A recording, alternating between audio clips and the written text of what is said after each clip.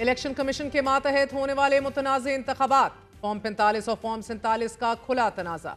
अदालती अहातों में घेरी होती खलीज बजरिया सदारती ऑर्डिनेंस, चीफ जस्टिस के मास्टर ऑफ द रोस्टर के इख्तियारात की अमली तौर पर बहाली, हुकूमत की जानिब से इंतखाबी कवानीन में तब्दीलियां, गैर मामूली तौर पर इलेक्शन कमीशन और हुकूमत का 12 जुलाई के सुप्रीम कोर्ट के अक्सरियती फैसले की तामील करने से इनकार। सुप्रीम कोर्ट का तफसीली फैसला इलेक्शन कमीशन पर फर्द जुर्म आयद, मगर एक बार फिर इलेक्शन कमीशन का अदालती फैसले के बावजूद मखसूस नशिस्तें मुतलका जमात को देने पर शशोपंज और फॉर्म 45 फॉर्म 47 पर चीफ जस्टिस सुप्रीम कोर्ट का फैसला। हुकूमती मैंडेट जस्टिफाई करने की इस जंग में इलेक्शन कमीशन की बहैसियत खुद मुख्तार इदारा साख और अदालत का गैर जानिबदार किरदार दोनों बराबर दाव पर लगे हैं। आज सुप्रीम कोर्ट ने बलोचिस्तान असेंबली के हल्के PB 14 नसीराबाद में वोटों की दोबारा गिनती और इंतखाबी धांधली के केस का फैसला जारी किया। चीफ जस्टिस काजी फायज ईसा की सरबराही में 3 रुकनी बेंच ने समाअत की।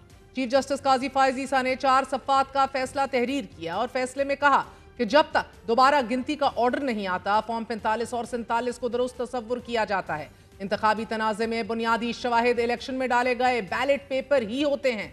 दरख्वास्त मंजूर हो तो तमाम उम्मीदवारों की मौजूदगी में दोबारा गिनती होती है। अदालत के सामने इंतखाबी थैलों की सील टूटी होने का केस नहीं है। अदालती फैसले के मुताबिक जब इंतखाबी थैले खोलकर दोबारा गिनती हो तो फॉर्म 45 और फॉर्म 47 को हतमीन नहीं कहा जा सकता।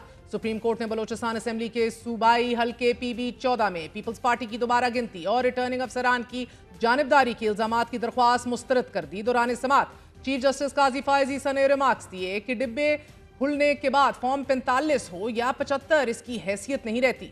चीफ जस्टिस पाकिस्तान ने रिमार्क्स दिए कि इंतखाबात में सबसे अहम शवाहिद वोट होते हैं। फॉर्म 45 तो प्रिसाइडिंग अफसर भरता है या तो दोबारा गिनती पर एतराज करें कि डब्बे खुले हुए थे।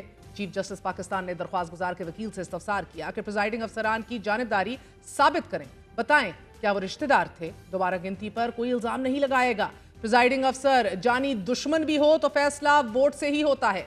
वोटों के सामने 45 फॉर्म की कोई अहमियत नहीं। गुज़िश्ता 1 साल से तहरीक इंसाफ का इलेक्शन में धांधली से मुतल्लिक जो बयानिया रहा है उसकी सालिम बुनियाद फॉर्म 45 और फॉर्म 47 में होने वाली बेज़ाब्तगियां रही हैं। नाज़रीन, तहरीक इंसाफ की जानिब से फॉर्म 45.com के नाम से एक वेबसाइट बनाई गई कि जिस पर फॉर्म 45 के जरिए उन हलकों के स्टेटिस्टिक्स और अदाद-ओ-शुमार जमा किए गए कि जिन पर उनके मुताबिक धांधली हुई है। इंतखाबात में हार जाने वाले सियासी कारकुनान और इंतखाबी उम्मीदवार ये शिकायत करते हुए नजर आए कि वो फॉर्म 45 के मुताबिक जीत रहे थे, लेकिन जब फॉर्म 47 के जरिए वोटों की हतमी गिनती सामने आई तो वो इलेक्शन हार चुके थे। इंतखाबी उज़रदारियों से जुड़ा एक और मामला फॉर्म 45 का है और दूसरा ट्राइब्यूनल्स की तश्कील का है। सुप्रीम कोर्ट ने पंजाब में इलेक्शन ट्राइब्यूनल्स की तश्कील से मुतल्लिक इलेक्शन कमीशन की अपील पर फैसला महफूज कर लिया है। सुप्रीम कोर्ट में पंजाब के 8 इलेक्शन ट्राइब्यूनल्स के क़याम का मामला हल हो गया। मुशावरत के बाद 4 इलेक्शन ट्राइब्यूनल्स पर नाम फाइनल, 4 रिटायर्ड जजेस का तकर्रुर इलेक्शन कमीशन करेगा। हुकूमत की सियासी साख बचाने की कोशिश से जुड़ा तीसरा अहम तरीन मामला प्रैक्टिस एंड प्रोसीजर बिल की तरमीम का है। ऑर्डिनेंस की मंजूरी के फौरन बाद जस्टिस मुनीब को हटाकर जस्टिस अमीनुद्दीन को जज कमेटी का हिस्सा बना दिया गया, जबकि जस्टिस मंसूर अली शाह ने कमेटी में बैठने से यह कहकर इनकार कर दिया कि प्रैक्टिस एंड प्रोसीजर एक्ट की तश्कील का फैसला फुल कोर्ट का था। इसमें रद्दोबदल या तो फुल कोर्ट बेंच या फुल कोर्ट इजलास के जरिए मुमकिन है। जब तक कमेटी को असल हाल में बहाल नहीं किया जाता, शिरकत नहीं करूंगा। आज सुप्रीम कोर्ट बार एसोसिएशन के बाद पाकिस्तान बार भी मैदान में आ गई। वाइस चेयरमैन पाकिस्तान बार ने प्रैक्टिस एंड प्रोसीजर तरमीमी ऑर्डिनेंस के इजरा पर शदीद तहफ़्फ़ुज़ात का इजहार कर दिया। पाकिस्तान बार काउंसिल के एलामिया के मुताबिक वुकला का दरीना मुतालबा था बेंचों की तश्कील के लिए सीनियर जजेस पर मुश्तमिल कमेटी बनाई जाए। ऑर्डिनेंस के जरिए प्रैक्टिस एंड प्रोसीजर में तरमीम वुकला की जद्दोजहद की नफी है।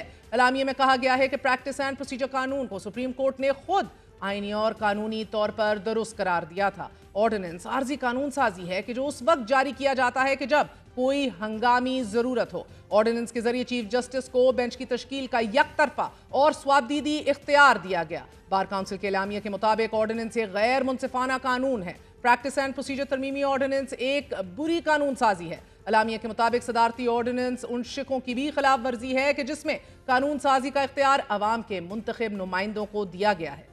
पाकिस्तान बार ने हमेशा आइन की बालादस्ती और अदलिया की आज़ादी की जद्दोजहद की हमायत की है। हुकूमत अपने मैंडेट की लेजिटिमेसी के लिए बराह रास्त टक्कर कवानीन, आइन और अदालती फैसलों से ले चुकी है। ऐसे में अदालती तकसीम और इस तफरीक से उठने वाले मौक़िफ़ इस محاذ کو مزید ہوا دے رہے ہیں۔ ناظرین، دوسری جانب چند دن قبل سپریم کورٹ کے 8 رکنی بینچ نے مخصوص نشستوں کے کیس میں الیکشن کمیشن اور تحریک انصاف کی درخواستوں پر وضاحت میں یہ کہا تھا کہ 12 جولائی کے فیصلے میں کوئی ابہام نہیں ہے۔ چیف جسٹس سپریم کورٹ نے 14 ستمبر کے ڈپٹی رجسٹرار کے نوٹ پر وضاحت مانگی تھی اور اس حوالے سے جسٹس قاضی فائز عیسیٰ نے رجسٹرار سے 9 سوالات کے جوابات طلب کر لیے تھے اور آج رجسٹرار سپریم کورٹ کی جانب سے چیف جسٹس کو یہ جوابات موصول کر دیے گئے ہیں کہ الیکشن کمیشن اور تحریک انصاف کی درخواستوں پر کوئی کاز لسٹ جاری نہیں ہوئی۔ رجسٹرار نے اپنے جواب میں کہا ہے کہ سپریم کورٹ کے کسی کمرہ عدالت میں ان درخواستوں پر سماعت نہیں ہوئی۔ رجسٹرار سپریم کورٹ نے جواب میں کہا ہے کہ ججز کے کسی چیمبر میں بھی ان درخواستوں پر بیٹھنے کے بارے میں معلومات نہیں۔ ویب سائٹ پر اپلوڈ ہونے سے پہلے فائل رجسٹرار آفس کو نہیں بھجوائی گئی۔ رجسٹرار نے کہا ہے کہ وضاحتی حکم سینئر جج کے سٹاف آفیسر کے کہنے پر ویب سائٹ پر اپلوڈ کیا گیا۔ بات کریں گے، ہمارے ساتھ موجود ہیں سربراہ پتن سرور باری صاحب، بہت بہت شکریہ ساتھ دینے کا۔ پہلے پہل تو فرمائی دیجیے گا کہ چیف جسٹس پاکستان کا 4 صفحات پر مبنی فیصلہ جس کے اندر یہ کہا گیا ہے کہ کاز جو ہے وہ اب فارمز جو ہیں وہ irrelevant ہو جاتے ہیں، کاسٹ کیے گئے بیلٹ پیپرز ہی فیصلہ کن عنصر ہیں اس تمام ایشو کے اندر۔ پریسائڈنگ افسر یا ریٹرننگ افسر کی طرف سے مطلوبہ فارم میں جو کچھ ریکارڈ کیا جاتا ہے وہ ووٹوں کی گنتی کا ہی حتمی تعین نہیں ہوتا، اور اگر ووٹوں کی دوبارہ گنتی کا حکم دے دیا جائے تو پھر بیلٹ پیپرز پر مشتمل ہی تھیلے ہوں یا پیکٹس ان کو کھول کر کیا جاتا ہے ووٹس کے ذریعے کہ جو بیلٹ پیپرز ڈالے گئے ہیں، جتنے ووٹ ڈالے گئے ہیں وہی مین عنصر ہے۔ انتخابی نتائج کا بنیادی ثبوت بھی وہی ہے۔ اب مذکورہ فارمز میں درستگی کا اندازہ لگایا جاتا ہے، یہ چیف جسٹس نے اپنے فیصلے میں لکھا تو ہے، مگر وہ کہہ رہے ہیں تب تک لگایا جاتا ہے جب تک بیلٹ پیپرز کی دوبارہ گنتی کا حکم نہ دے دیا جائے۔ اس فیصلے کے کیا امپلیکیشنز دیکھ رہے ہیں آپ؟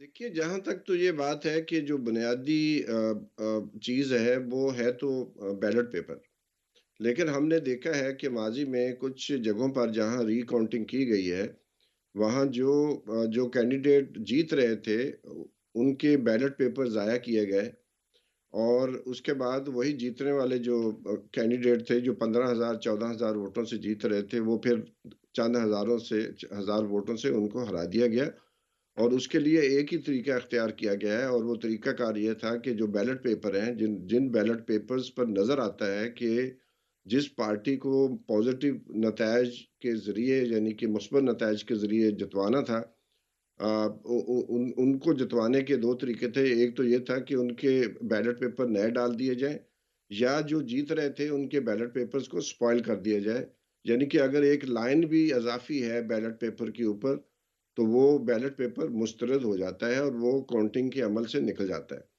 تو جیسے یہ لودھرا کی سیٹ تھی، گجرانوالے کی 2 نشستیں ہیں، اسی طرح ملتان میں یوسف رضا گیلانی صاحب صرف 297 ووٹوں سے جیتے ہیں، جبکہ وہ شروع کی پہلی کاؤنٹنگ میں 14-15 ہزار ووٹوں سے ہار رہے تھے۔ تو اس لیے یہ کہنا کہ بیلٹ پیپر ہی بنیادی چیز ہے، یقیناً یہ بات ہے، لیکن جو بہت سارے جو امیدوار جو ہارے، اصل میں ان کے پاس فارم 45 موجود تھے اور آج بھی ان کے پاس ہیں، اور کچھ عدالتیں ٹریبونلز ان کو حکم بھی دے چکی تھیں کہ وہ فارم 45 جمع کرائیں، لیکن اس کے بعد سارا عمل روک دیا گیا۔ تو میری نظر میں تو فارم 45 کا ہی تنازع ہے 8 فروری سے لے کر آج تک، کیونکہ بہت سارے فارم 45 پہ جو امیدوار جیتے ہوئے ہیں ان کو ہروانے کے لیے نئے فارم 45 تیار کیے گئے تھے، اور اب جو دوسرا طریقہ کار ہے جو زیادہ وہ سمجھتے ہیں مؤثر ہے کہ بیلٹ پیپر کی جو اہمیت ہے اس کو فارم 45 کے اوپر بڑھا دیا جائے، لیکن یہ نظر میں رکھنا چاہیے کہ فارم 45، 46، 47، 48 یہ تمام فارم پولنگ ایجنٹس، آبزرورز کی اور میڈیا کی موجودگی میں تیار کیے جاتے ہیں۔ پولنگ ایجنٹس کے دستخط ہوتے ہیں، اور بعض اوقات اگر آبزرورز بیٹھے ہوں ان کے بھی دستخط فارم 45 کے اوپر موجود ہوتے ہیں۔ فارم 46 کے اوپر بھی دستخط موجود ہوتے ہیں پولنگ ایجنٹس کے یا الیکشن ایجنٹس کے۔ تو اس لیے فارم 45 کی بہت زیادہ اہمیت ہے، اس کو اس طرح کر کے نہیں نکالا جا سکتا، کیونکہ اب ان کے نزدیک یہ مشکل ہے کہ وہ جو بہت سارے امیدوار پی ٹی آئی کے اصل میں جیتے ہوئے تھے، ہم نے بھی یہ سارا انالیسس کیا ہے، NA 130 کا کیا ہے، NA 128 کا کیا ہے، NA 265 کا کیا ہے، تقریباً 25 حلقوں کا ہم نے بہت ڈیٹیلڈ آڈٹ کیا ہے، اور اس آڈٹ کی بنیاد پر ہم یہ کہہ سکتے ہیں کہ الیکشن کمیشن نے جو فارم اصل میں تھے ٹیمپر کیے ہیں اور جیری مینڈرنگ بھی کی تھی. اور لیکن اب یہ بات یہ ہے کہ اگر مجھے مان لیا جائے کہ بیلٹ پیپر ہی ہیں تو الیکشن کمیشن نے جو 7 ماہ سے اپنی ویب سائٹ کے اوپر پورا ڈیٹا ڈالا ہوا ہے، اس کی سزا اس کی سزا قوم کو ملنی چاہیے یا الیکشن کمیشن کے چیف اور ان کے ممبران کو ملنی چاہیے؟ اور سپریم کورٹ خود بھی ذمہ دار ہے کہ انہوں نے اتنا ڈیلے کیا اور قوم کو ایک گو مگو کی کیفیت میں رکھا ہے. تو یہ اتنا ایزی نہیں ہے کہ چیف جسٹس ہے جو ہے وہ کہیں جی بیلٹ پیپر کی اہمیت زیادہ ہے، یقیناً ہے، لیکن جو الیکشن کمیشن نے یہ جو ساری گڑبڑ کی ہے، جس کے ثبوت ہم نے میڈیا کے سامنے پیش کیے تھے، تو میں سمجھتا ہوں کہ یہ بہت بڑی ایک تو ناممکن بات ہے کہ تمام حلقوں کے جو بیلٹ پیپر نکالے جائے، دوبارہ سے گنتی کی جائے. اور ہمیں کیا پتا، کیونکہ اس وقت تو جو الیکشن کمیشن اپنی کریڈیبلٹی لوز کر چکا ہے، اور ابھی جو سپریم کورٹ کا میجورٹی ڈیسیجن آیا ہے اس میں بھی واضح طور پر لکھا گیا ہے کہ الیکشن کمیشن اپنی ذمہ داری، آئینی جو ذمہ داری تھی، اس کو پورا کرنے میں بہت بری طرح ناکام ہوا ہے. اور الیکشن کمیشن واضح طور پر ایک پرائمری پارٹی کے طور پر جو کہ پی ٹی آئی کے خلاف ہے وہ سامنے آئی ہے. تو میں سمجھتا ہوں کہ یہ محض جو ہے جو چوری کی گئی تھی 8 فروری کو، اس کو چھپانے کے لیے یہ ورڈکٹ نکالا گیا ہے، لیکن اس کی میں سمجھتا ہوں کوئی اہمیت نہیں ہے.